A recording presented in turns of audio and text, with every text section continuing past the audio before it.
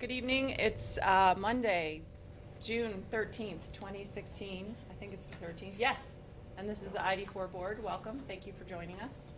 I'm going to call the meeting to order at 7:06 p.m. Do we have a note taker? We do. I am. I'm Okay, taking notes. Amy. Okay, awesome. We have a motion to approve the agenda. Moved. All those in favor say aye. Aye. Opposed? First, I want to welcome our new board member, Elaine Orozco Hammond. We voted her onto the board last time. There was a vacancy from town meeting day because we were short a candidate. So welcome, Elaine. Thanks for joining us. Thanks for having me. We have no members of the public joining us, so we'll skip public comments. Do I have a motion to approve the consent agenda? Moved. Okay. The minutes from March 15th and May 10th. Did the March 15th ones get in here? I actually. Nope, they're still sitting on my desk at work. Jason. I'm terribly derelict in that. Okay, It's so. entirely and completely my fault. All right, so next time we will Despite- approve the that's March refreshing. ones. Despite Amy's best efforts and Jill. Well, the truth is, like, I was not completely on top of it either, so. No, Okay, fault is entirely mine. all right, Jason, we will hold that against you for as long as Yes, we you may. can. Okay. Until I remedy that fact. May 10th minutes, we seem to have those in here. Of course. Of course, because Lorraine took them. So are there any questions, corrections, additions on the May 10th minutes? Okay, they looked good to me. Bills, finance. Yes, we have two sets. We have the May 23rd minutes, yes, we have the May 23rd minutes, we have the May 23rd bills, which Leslie and I read, and we had the following amounts. McJilton Fund, $80. Food service, $17,345.66. And from the general fund, $332,910.64. And then today, Victoria and I read the bills, and we had the following sums. From the food service, $473.89. And from the general fund, $735,399.21. Okay. Any questions for Lorraine, Leslie, or Victoria? Okay. All those in favor of the consent agenda say aye. Aye. Opposed? Okay, awesome. Principal, take it away, Tom. Yeah, I did send out a principal's report, it's dated June 7th. A few highlights: enrollment is holding steady at just under 430 students, we're at 428. Some assessment information.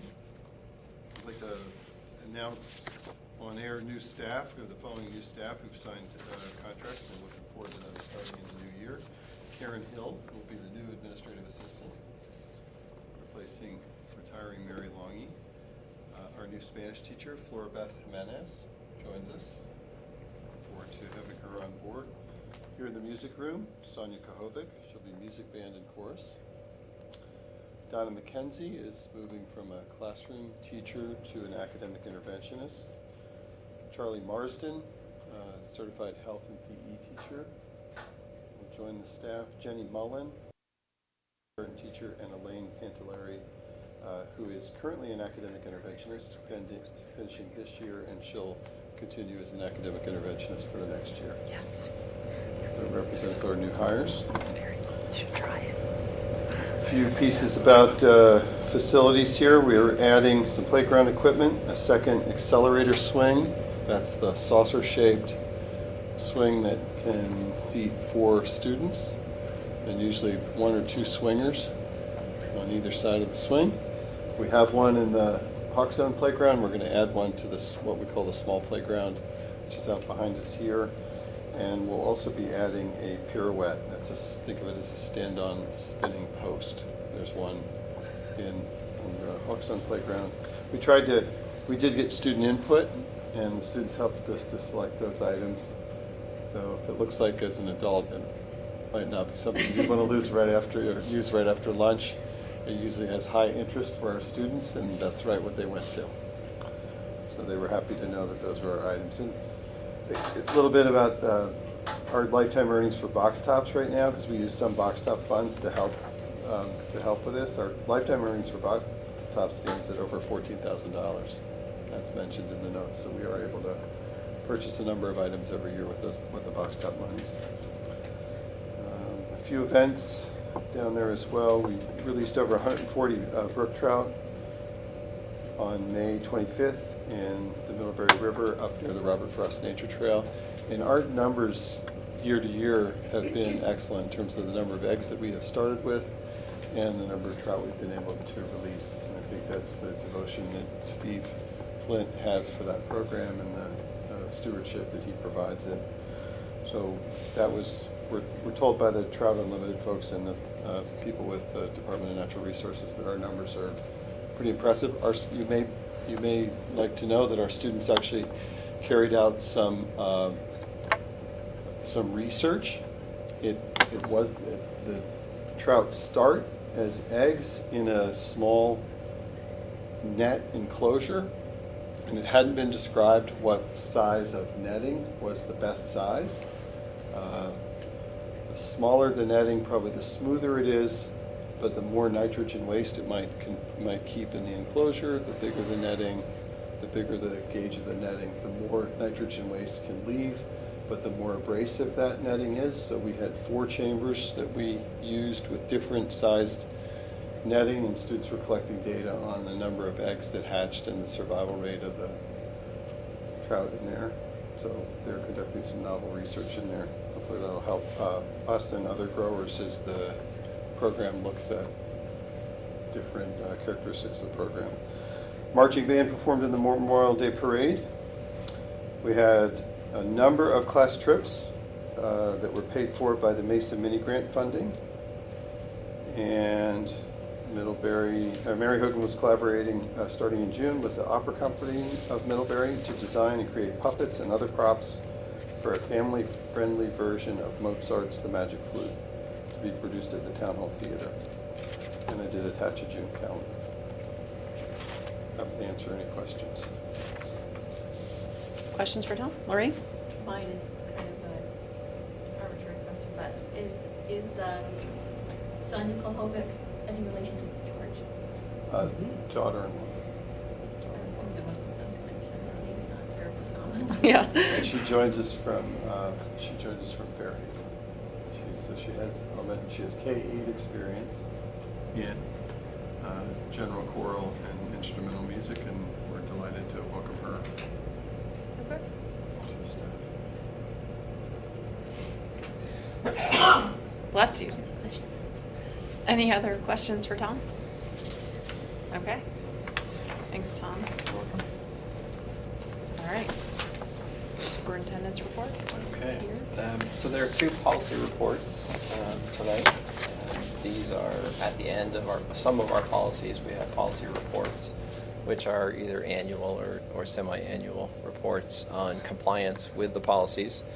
First one is AEA, Federal Nutrition Act, and this memo just outlines what we do in terms of staying in compliance with both federal and state requirements in food service operations, education and marketing, financial management, and program compliance. And the second one is CFF, and I don't know the genesis of this. This is not a required policy by the state of Vermont, but it basically just has me reporting on evaluations that are occurring with central office staff. And the requirement is every 2 years, but we do it every year. So those are the 2 policy reports. Any questions? It seems to me that, I know this is an ACSU report, but do we have a sense of sort of the utilization and participation in school lunch programs? At the school level, We do have all that data. Okay. Yeah. I mean, I know we've heard reports through the year on it, but Mhm. it'd be nice to get some sense of what that ended up like. And to I close the year? How things are I going? can give you a couple figures. Mhm. We were hovering just below 50% eligible for free and reduced lunch here at school. That number since dropped back a little bit to 47 or 48, and it depends on who's in school, and it fluctuates with enrollment figures. And we have had over 300 students participating in the school lunch program, and that's been an increase over time. I actually received a nice thank you letter, unsolicited thank you letter from the kindergarten team to the Abbey group, highlighting their welcoming of the students each and every single day, and that they were seeing the teachers and paras are grateful, seeing children eat well with less waste, and they're seeing their students enjoy their school lunch experience. And it was sent to Caitlin, the director of the Abbey group here. So, signed by all the kindergarten teachers and the paraprofessionals who participate in that lunch, the supervision of the lunch program for kindergarten students.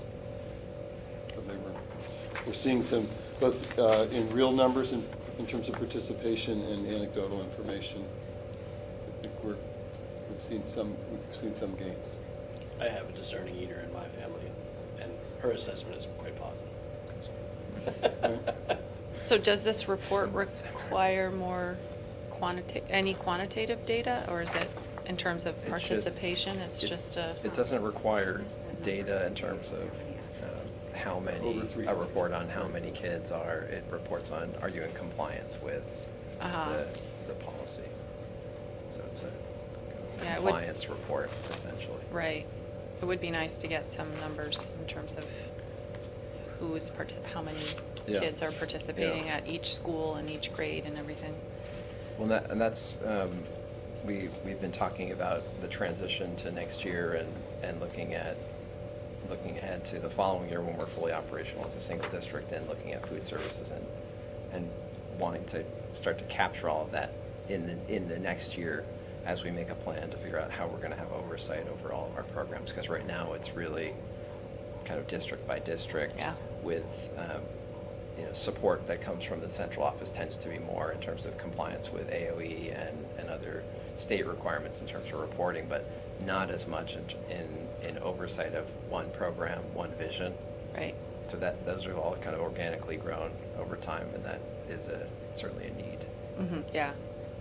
It seems to me like this required compliance report, it's required under federal rules, is that right? The report itself, the compliance is required. Mhm. I think the report itself is just built into It's the a policy, yeah. So Yeah. that might be something that we can Yeah. look at, trying to, if you're gonna spend the time to do a report. Yeah, we have might it as be well get useful. Yeah. Yeah. Let's not have staff And doing this, things like this that aren't, we'll use it for something that's Yeah. a little bit more comprehensive. Yeah.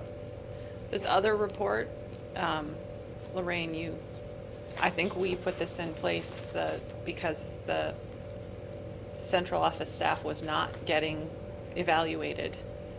And it was around 5 years ago that this Okay. is my recollection. Okay. It's that I this figured wasn't that's how it- happening, yeah, so this yeah. was a way to get it to happen, was to Mhm. require a report, Mhm. unfortunately. So it seems probably random to you, but that's why it's here. Yeah, no, I figured it had some kind of. But just to sort of piggyback on this, I'm assuming, or should I assume that this is also happening at the school district level, and that you're doing Mhm. your annual reviews of everybody? Yes. And that your annual reviews include all the principals too, not Yeah. just the central They office do. staff? They Okay. do. And then I submit mine, paraprofessionals, faculty, and other staff to Dr. Burgess. Okay. That's not yearly though, Tom, right? The teachers are not all evaluated yearly. There are different cycles. They have depending- yearly Right, but not requirements. Every teacher is not evaluated yearly. Correct. Well, they're, They have yearly requirements. Every There are year, yearly there's, requirements. depending on where they are in the depending cycle. on where they are. Yeah. It wasn't always that way though, they weren't always like yearly, Uh, I can speak to the last few years. That was There diplomatic. has been probably drift in the past, but it's a requirement every year. The manual clearly lays that out, that whether it's self-directed, directed, focused assistance, there are different phases that teachers go through. Yep. Okay, any other questions about those reports? Okay, go ahead. Okay. This next one, actually, everyone could probably talk about ACSD organization meetings. So we have our historic organization meeting a week from Wednesday at the high school auditorium at 6 o'clock. I do have additional flyers if anyone needs them to throw at people as you're driving by. Bumper stickers. I'm really hoping to get as many people there. I mean, I'm sure everyone is hoping to get as many people there as possible, just because I think it's a really important event. All of you and all of our community members put in so much time and energy, and it's the start of something really important. So it's hard to get people out at night, especially in the summer or almost summer. So spread the word. And the content of the meeting, which I think we talked about last month, is primarily forming the new board, and it's electing the moderator, the clerk, and the treasurer for the new board. And then there's some other kind of legal requirements in terms of borrowing funds and some other articles that will also be occurring at the meeting as well. Anything other folks wanted to add? I haven't looked at the warning. Is there an other business article? There is. There is, yeah. Yep. Hopefully calendar will be, we'll figure that out. And it's in the high school auditorium. Yep. And the Secretary of Education is going to call the meeting to order. And there's snacks afterwards, a little reception, correct, right? In the Yes. auditorium. Food. Oh, wait, did you get the musical entertainment lined up? I'm still working on that. I'm going to be calling Zechariah and Anya. Yeah, right. I'm actually What serious. about the jazz band? I've tried the jazz band, and I've tried a couple other avenues, and with summer, it's really hard to get The, people. like, Middlebury Woodwinds thing that Rob Is that- DeBrun is in? It's Is that an adult? It's an adult thing, Oh, not a kid that- thing, but. That could be a possibility. I Or was ask trying Chuck. the kid thing. Yeah, kids would be better. They're Yeah, cuter. They are. Any idea approximately how long this is going to be? I think it might be an hour. That's a guess. Yeah. Okay. Any Yeah. other questions about it? No? Ready? Yes, absolutely. Good. Go for it. That's what I was looking for. I sent out an email earlier about our new ACSD business manager, Josh Quinn. He was going to be a member of the new board, and we'll be talking about that vacancy later on tonight. He is starting on July 11th, and so we are preparing right now for his arrival. I've been meeting with the finance team over the past month, just kind of working on transition and kind of figuring out how to best make that happen in a fluid way. It's also a time when we've got a lot of changes happening too, so it's not a typical transition, it's a mega transition. So I'm definitely trying to get as much in place as possible so that it's smooth. We are fortunate that we have some support locally. I've been reaching out to business managers around the area, some who are currently working on a transition similar to the one we're going to be doing. They're working on it this year. And with our software platform, that's going to be really critical. Someone who's using Infinite Visions, which is our financial software. So I'm looking forward to welcoming him and getting started with that. Tom is going to talk about budget status for FY16. We did include a report in the mailing, and then you probably saw that a subsequent report came a couple days later. So we'll be talking about the one that just came, not about the one in the mailing. Just quickly on hiring Josh. Yes. So you said you have support from other business managers. Are they gonna be providing Josh with kind of some background on school finance and sort of how to understand all of the sort of the statutory landscape? 'Cause it's my understanding that his background is private enterprise. Is that Right. right? Yeah, so I think he's going to be getting more of the statutory requirements from VASBO, which is the Vermont School Business Organization. I think the work he's going to be getting, or the work he's going to be doing with other business managers is more about how to work on building a budget and consolidating from all these different districts into one. So I think that's more of the support he'll be getting. He'll also be having a mentor who's working with him throughout the year, someone we're hiring to do that, so that when he has questions and setting up some kind of formal meeting structure too, so he's not kind of on his own throughout the year.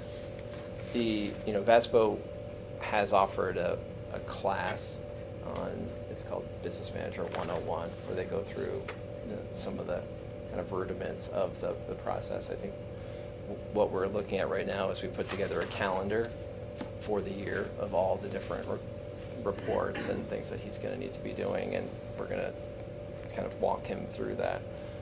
Kathy Roberts, who is the incoming assistant business manager, she has a title change next year and a role change. She really is kind of foundational in that department, and she'll be helping him with a lot of that as well. So so you anticipate that the mentor and the assistant business manager that your position will be providing the bulk of the support? How much of your time do you anticipate sort of devoting to the training on the systems for the, is it gonna be substantial, or is that something that you're hoping that the other folks will be able to carry the bulk of the? I think I'm work going in? to need to be a central part of it, because I think especially next year, we're not running a system that's in place. So in terms of building the infrastructure, I think it's important for me to be a part of it. For that reason, we're doing an office change, and I don't know if you know where the current business manager is. We're moving the business manager upstairs, so he's going to be right across from me where Gail Leach is currently, and she's going to move downstairs where the business manager is now. And part of the reason why I wanted to do that is to be able to, easily and quickly connect with him and be working more kind of side by side on some of this. So I see that as one of the most important pieces next year in terms of making sure that we get off on the right foot with the new district. And it's, as I've been talking about, I think it's a multi-year process too. We're going to, next year as we build a budget, we're going to have to set parameters. We're going to have to talk about staffing. We're going to have to talk about operations and maintenance as one thing as opposed to all these separate entities. And so that is going to be, there's the kind of the fiscal side of it, how do you do it? There's also the cultural side of it, which we've been talking about. I've been talking about with administrators and all of our boards that, our cultures are really different. We have different values in different districts about where should the money flow. And so those are conversations that I think the new board will be having with the community over the course of a number of years to get to a place where we feel like, yes, this is, we're never going to say this is where we want to be, but getting to a place where we're all kind of moving in the same direction with similar kinds of beliefs about how we should be funding our schools. Well, to the extent that they might be willing and available, there is quite a bit of expertise within the current board members around the budgeting process. Yeah. And some ideas about what boards are going to want to see. Yeah. So it might be useful if you have a sort of a support team for him as he's learning to include board members that might be particularly focused in those areas in that team. Yeah, no, I agree. And one of the things, just talking about what we want to see, I think that's something that I noticed immediately when I got here. compared to what I have seen previously, that what we provide in terms of reports and data it's really not user-friendly. And so that's one of the first things I want to be working on with Josh is thinking about what kinds of information do we need to provide? How do we provide it in a way that all board members can access it? And that's helpful in determining kind of where we are. And right now, I think that's challenging. Yeah. And I think having board participation in that support team would be useful, especially considering sort of some of the things we're trying to overcome from past Yep. experience. Yep. To make Yep. sure Yep. that he's moving forward in the right way, in the way that's. With all the you know, knowledge, yeah. Yeah. Yep. Since I he agree. doesn't, since this is not his background. Yep. Yep. I mean, there have been, historically, there have been many business managers that have come in through other fields. So Brenda Fleming, who is at Rutland Northeast, who's very well-regarded, she actually lives in our SU in Cornwall, is a CPA, so she came from another world and entered into this one. So I think I think as you said, getting those structures and supports in place are critical, and the right people Yep. that have the knowledge. Good. Yeah. Are there other questions about this for Peter? Okay, Tom, did you want to talk about? Sure. The I think budget status? I'll read that budget memo for the sake of the listeners as well. It's regarding potential budget deficit. So the Middlebury Incorporated School District Number 4 General Fund Summary Operating Statement dated 6/10 shows a year-to-date net balance of negative $6,564. Several encumbered POs will be closed within the next few days. The total of those POs is currently $9,600. And those are for items or services that we will not need between now and June 30. Does that mean that money's being returned to the budget? It's not being, it's currently encumbered, but it won't be spent. It's kind of like taking a hold off of it. So we've held this money out as we think we're going to spend this much, and now we're realizing we don't need that much. So So because it's encumbered, it currently looks as though it's contributing, it appears as if it's But it will contributing. counteract this negative 6,500 number. Yes. In addition, there are encumbered POs totaling approximately $10,000 that will remain open through the end of June. And those are for services that we may require before the end of the month, but they tended to be more in emergency repair. So if I had discretion, then we're not going to spend from them, but I didn't feel it was prudent to do that for all of those encumbered POs. So the 10,000 would remain. However, that would only be spent if a need emerged, like an emergency expenditure. So bus repair, for instance, something like that. You'll also notice that the rental income is currently listed at $5,317, and we're anticipating approximately another $29,000 of additional rental income split between early education and the managed environment classrooms. We should receive that income as well to bring us up closer to the budgeted 15-16 rental income amounts. Did you guys all get or have a chance to look at the statement that we were all sent? Are you on the email list yet, Elaine? Sorry. You didn't, okay. Can you make sure she's on? So which one of the financial reports emails are we looking at? So there's the general fund summary operating statement. I It's don't, in June 10th or June 8th? June 10th, I think. It's not the bills, but it's just the summary. financial reports. The financial report. Yeah. You do have an ACSU email, okay, so you're just maybe not on the ID4 list yet, okay. I don't have a memo, though. Did we get the memo? We don't have a memo, just the sort of Just the- summary just the- thing. So I have a couple questions about it, so I wondered if you guys have it to look at it. But does anyone else have questions for Tom before I ask my questions?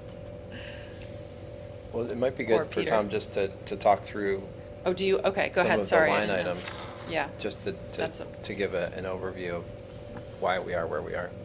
So on the revenue side, we do show total revenues down approximately $4,800 at this point in time. And we think most of that, or more than that amount, will be addressed with the additional rental income. That's why I mentioned that we're still anticipating rental income coming in for early ed and managed environment classrooms. On the expenditure side, we did have significant additional expenditures in regular ed. Those included additional substitute teachers that we had to hire during the year, several of them long-term subs. There was an early retirement that was paid that was unanticipated in regular ed. There were additional paraprofessional hires, and we did have some regular ed students in the managed environment classroom paid for out of regular ed. So that's accounting for significant additional expenditures in regular ed. For library media, we're showing a surplus there. That likely has been from equipment that we haven't had to purchase this year. So we did enter into a lease agreement, which allowed us to receive a significant number of new machines, but it's paid out over a multi-year lease. So we didn't have to fully expend all the items in the equipment line item from library media. And there's also significant savings in operations and maintenance. It's predominantly the work that Eric Warren and Chris Pratt have done along with the maintenance staff. Do you want to talk about the health as well? Oh, in health is changes in personnel and how we were able to budget for additional nursing staff here. That wasn't as costly as we thought it might have been going into the year for what we budgeted. So are you guys able to look at this? Do you have it over there to see? looked at it at home. Okay, okay. Do you have it over on this side to look at? Okay. Does So- it, go ahead, Jason. So 91, or almost 92,000 in operations and maintenance savings is impressive, certainly, even considering Eric Warren's track record to date. Can you give us some sense of the kinds of things that they're doing? I'm thinking ahead to next budgeting cycle, and but there's a lot of variance in a lot of categories. It will be best if Eric Warren speaks to that directly. Okay. So we can anticipate that at some point. I think probably a memo would be good. Sure. I mean, just instead of waiting until the next meeting, if that's okay. Well, I did, with the, sort of the, there's a lot of different categories where there's variance, and a number of them that's pretty significant, so it's, as we think about budgeting going forward, it'd be good to know if there are things that you're seeing that are indicating trends for changing how we're budgeting for these categories. Yeah. I mean, likewise with regular ed, because we were way over budget last year with regular ed, and we are over budget quite significantly this year with regular ed. Mhm. So what's going on with why we're over budget 2 years in a row by, a significant amount in that category?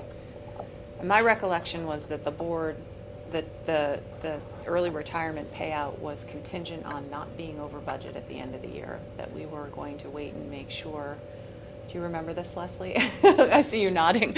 We were going to wait and make sure that we were not over budget before we paid that out, and it seems to have already been paid out. Well, we had to give notification to the educator that we were going ahead with the early retirement for this year previously, so we weren't waiting until now. But to do we, that. the board made it clear when we approved it that that was the contingency, was that to make sure that we were not over budget. And in May, when we tried to get a sense of whether we were over budget, we didn't have enough information. You weren't there. The business Mhm. manager wasn't there. Yeah. Tom wasn't able to answer the questions. So we couldn't determine at that point whether or not we were going to be over budget. And Yeah. so we just didn't get the information we needed to make that determination. I think we were, I mean, when Tom and I discussed this, and I think when we all discussed this in, was it maybe January? When, yeah, it was Initially, January when we yeah. approved it. I think we were looking at the bottom line of, we weren't looking at that specific line item, but we were looking at overall. Right, yeah, the bottom line. Yeah. But right now, the bottom line is still in question as to whether it's going to be under or over. Yeah, I think I mean, based on our calculations, it looks like with the rental income of 29,000 and these other amounts, we should be in the black. Is the 29,000 from the, It's from Triple Triple E E. and from the Managed environment. managed environment classroom. so it's within ACSU payments, it's just us Yeah. taking it from somebody else? Awesome. And then the rent, or the mortgage, the nursery school mortgage, that's 12,000 over, and that 12,000 was supposed to have come in next year. So I know they paid us early. This was Right. for the settlement for the nursery school mortgage. And we budgeted that 12,000 for next year, for FY17, but we're seeing it in the I think he's- FY16 I- budget. We yeah. need to make sure that that That's is carried taken, yeah. forward and not, so Yeah. that should That really not shouldn't even be be in reflected this here budget. at So all. that's an extra 12,000. That should be in a reserve. Yeah, it should. An unreserved account Exactly. until next year, yeah. Exactly, so that would put this Yeah. even $12,000 more into the hole. Well, it'll be 12,000 out of the 29 that's not in the rent yet. It's a different line item. No, I know, but I'm just saying in terms of overall revenue. Right, so, but we're still, That would still buoy, if we get an extra 29, take it, so it's gonna be an extra 17. So we'll be, it depends on how much of those POs you end up having to pay. yeah.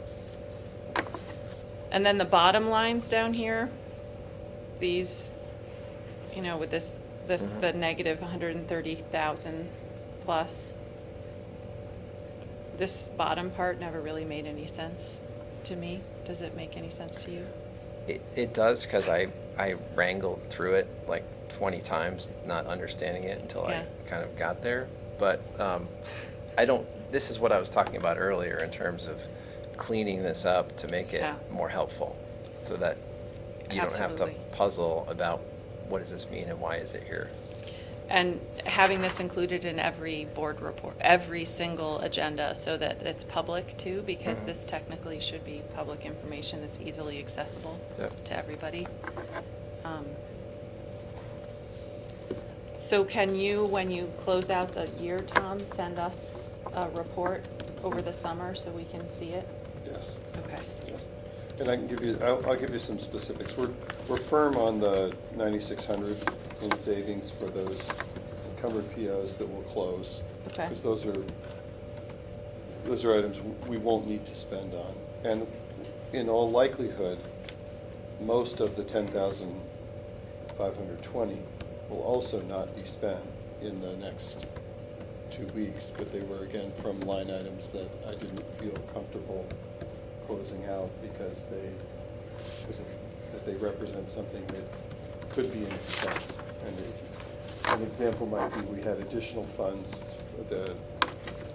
an encumbered PO that will be closed in the coming days would be something like a significant, we had a few $1,000s in the cost of the additional doors that we had with fob access, electronic access.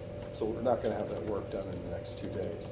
We got all the work done, it came in under budget, there's a $4,000 savings, for instance, there that will be one of the encumbered POs that will close. But if it was something like a bus repair item or something like that, then I didn't think it was was prudent to close it. Okay. So you're pretty confident that we're gonna be in the black at the end of the year? Based on the information we have right now, I think we'll be in the black at the end of the year. Okay, Right. that's what I wanna hear. Is it, when I go back to, in total expenditures for the 15-16 budget, we budgeted this $6.775 million. And we've spent the 6.777, which is the $1,800 additional, with a slight reduction in revenue, but we found some savings in those encumbered POs. Okay, so July 1st, I'll call you up. I think that might be early.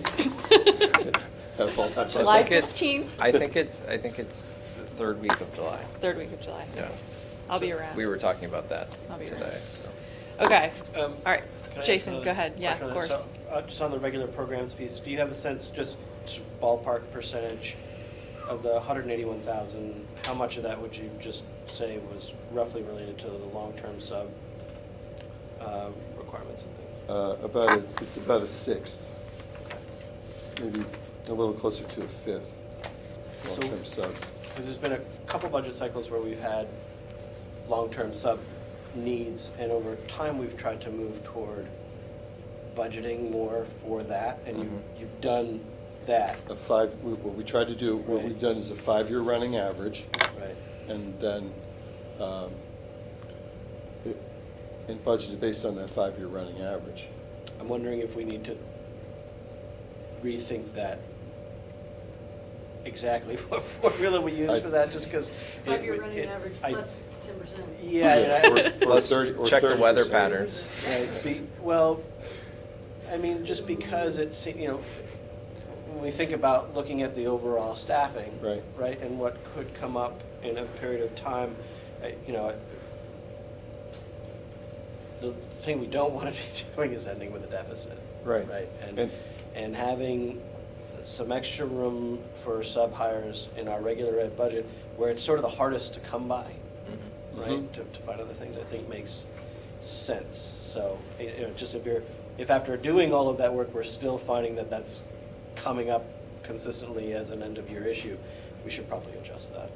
And- Yeah, well, and we're I probably would- thinking about all schools next year. I mean, a 5-year running average from all. It will be easier when we have a consolidated budget because you have more room for error. Right. But, And another thing that's reflected in the overall expenditures this year is that we have 18 more students now, and that's been stable through the year. So that's a class. Right. We didn't add a teacher, but we added some paras. But we do have 18 additional students this year, which has been somewhat unprecedented for us to have that many new students come in and have it be a net increase. Now, that's within the 60 or so students who came in since we did the budget, and the 45 students who left, 42 students who left. And that. is this $10,000 in POs that you're having him sign right here, Mary? You can have it back. And that there isn't a plan Sell trout. for, right? It's just, but when we're sort of year on year looking at Mhm.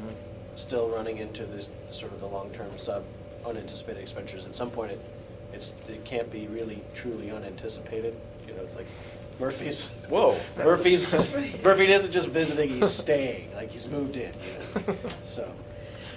Okay. And we will see, because we get state funding based on a 2-year average of students, we should see those 18 additional students will result in additional state revenue, because our equalized per pupil number is up significantly. Right. So we will get help on the revenue side. And I would share with you that of the 18, of some number of those 18 who came in with some significant additional education costs.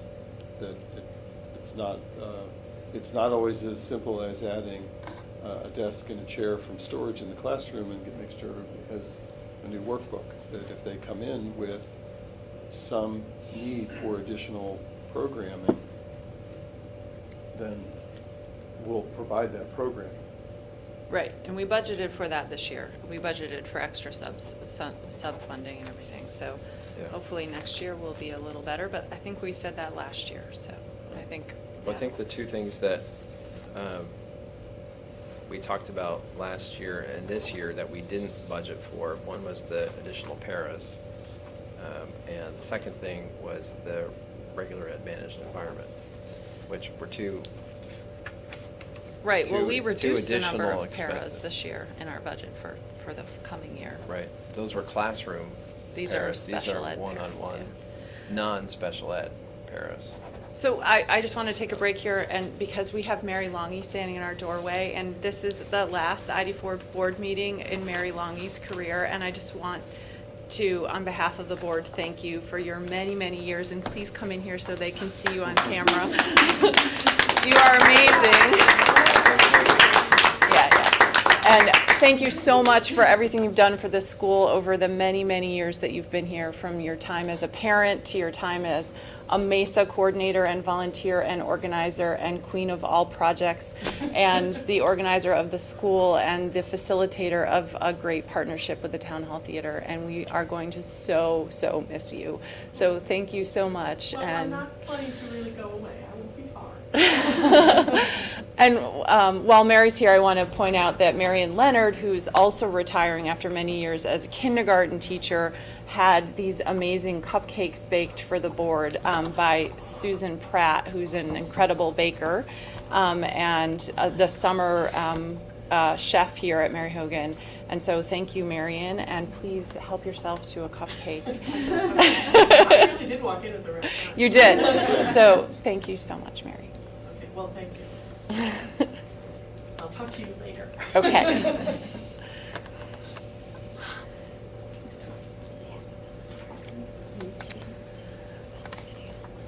Okay, any more questions for Tom or Peter? Did you have anything else you wanted to cover? No, I think that's it. Okay. Okay. Tom, are you good? Okay. All right, the report of the board. Mostly what we need to talk about is our summer schedule and our 2016-17, yay, good, schedule. And should we pass those around? Do people want to eat them on camera, or should we wait and afterwards? Okay. Should really answered that question. Compelling as they are. Yeah, they're Some things beautiful. are not made for TV. It's really. My debut. So the summer schedule, we have, and the 2016-17 schedule, we have less work as an ID4 board because the ACSD, the new school board, will hopefully take on the sort of long-term future planning, policy making, teacher negotiations, budgeting. So our work, this board's work, is mostly the day-to-day bills, and if there are any kind of grievances or, God forbid, any kind of student discipline issues, or anything that Tom or Peter need us to meet on to discuss. But so my thought was that we would not meet again until September, so that we wouldn't meet over the summer, and that then we would meet every other month and as needed. So if there's a time in there that we need to meet again, we could meet again, but we would schedule every other month for the ID4 board meeting. The new board has not set its meeting schedule yet because the board hasn't become a board yet, but there are 4 of us on this board that are on the new board: Jason, Lorraine, Victoria, and me. So clearly communication lines will be open. So that you all, the rest of you, are certainly welcome to come to those meetings if you want to. So that was what I was thinking. So what do you all think? Just a question, are there Amy? gonna be carousel meetings next year? Like, what will, That's you know, still will to the be ACSU determined. You know, a Yeah, factor that- given Yeah. ACSD is becoming a real thing? I think one of the executive idea. committee next week, that's one of the topics, is talking about potentially a carousel every other month. With, That in we would make the coordination with the Yeah. new board. Yeah, coordinating it. Piggyback on the ACSU, or would that piggyback on the ACSD? I think D is what was discussed. I mean, I like the idea of having it be easy for current board members to attend the new board meetings, which would be neat. Yeah.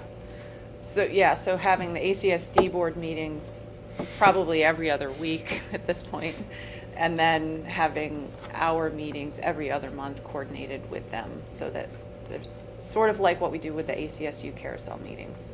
The ACSU board will probably not meet barely at all. There's not much need for that board to meet. So I'm trying to make sure that we still meet and do our work, but that we're not overwhelmed with meetings when we don't need to meet. The one big thing, though, is we still need the finance committee to do bills and to alert the board if they see any issues with the bills. So as it stands, the finance committee is Leslie, Lorraine, and Victoria. Are the three of you still comfortable with doing that, or do you want help? Or you want off that assignment, or what? Lorraine, you're giving me Me? the eye. The finance committee? Lorraine loves the finance committee. Every week we do bills, I think we- Okay. And Leslie, you're still cool with that? Okay. And then Amy, you still would be clerk, and if any issues come up with meetings and stuff. I think I can stay on as chair. None of the other chairs seem to think it was a problem, so I'll just stay on. Okay, so every other month and first meeting in September unless there's an issue to meet. Okay. Okay, so we'll plan on that. So we'll do the second Tuesday of every other month until we find out what the ACSD board meeting is. So if you could put second Tuesday, so it would be September, November, January. And then our annual meeting next year, we'll have to talk about when we want to do that and what we want to do for it. We'll have to pass like a very tiny little budget, mostly for legal fees, to have the transition, to make sure that we have. But I was hoping that we could sort of do some kind of ID4 celebration and bring back old board members and sort of have a party as our final annual meeting where we just honor the history of the board. That was my thought. We're the last one, so it's kind of special and bittersweet. Okay, any other comments or questions? The meeting schedule would be a great opportunity to start pushing out calendar invites out through ACSU email. So that everybody doesn't have to Yeah. go back and re-enter those. Mhm. So if somebody at the office is putting them in, send it Not out. everyone, yeah, yeah, yeah, That would be great. yeah. Make it a lot easier for folks.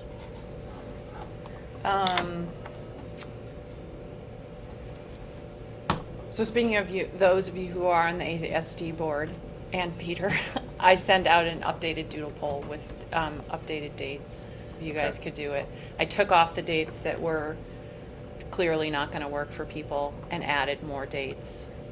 So thank you to you all, the four of you, 5 of us here all did it. So yes, and hopefully the rest of them 100% will. participation. 100% participation from the ID4 board. Woohoo! So hopefully we can narrow down some dates when we're all in town. So we do have a vacancy, a Middlebury vacancy on the ACSD board because of Josh's hire as business manager. So Peter checked with legal counsel, and that vacancy officially begins June 22nd, which is yeah. the day the board starts.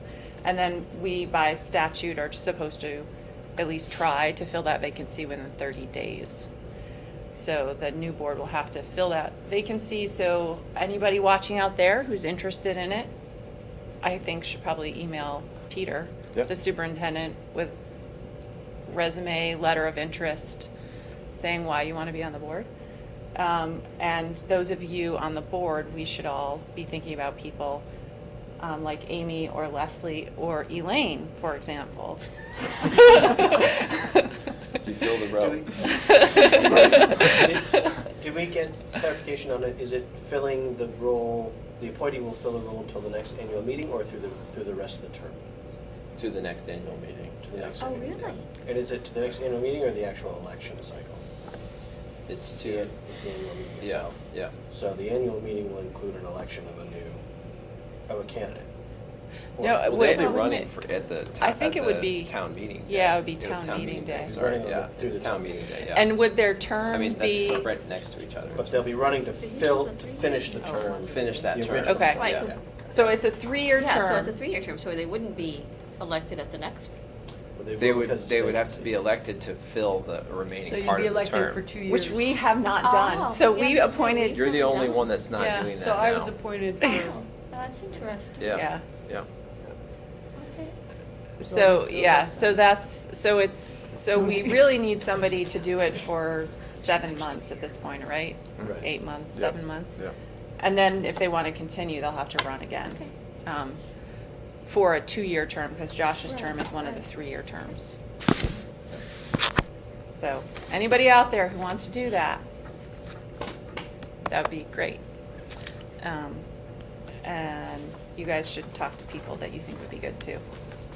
Okay, any other questions? Tax anticipation note borrowing thing.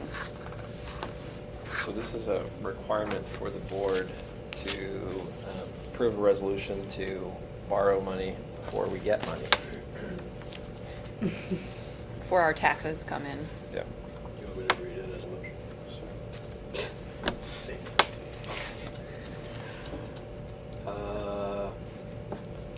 So it's this one here, yes? Yeah. So I move that the board adopt the following resolution.